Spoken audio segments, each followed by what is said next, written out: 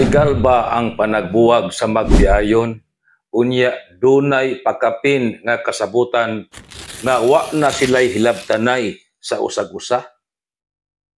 Daghan nga mga panghitabo nga nagbuwag ang magtiayon. Ningon ang bana o asawa, buwag naman ta, wa na ta hilabtanay ha. Ako, pwede na ko manguyab.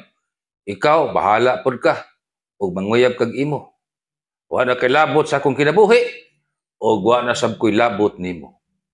Legal ba kana nga matang sa sabot panahon nga magbuwag na ang magtiayon? Ang tubag dili. Ngano?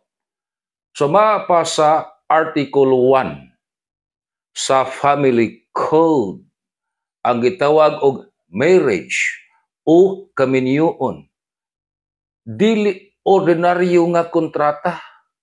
Usa kana ka special contract of permanent union.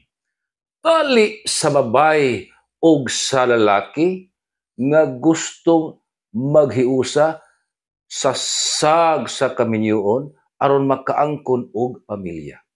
Busa kanang sabot sa nagbuwag nga magtiayon nga wa na hilabtanay sa usag-usa, nahisupa kana sa balaod.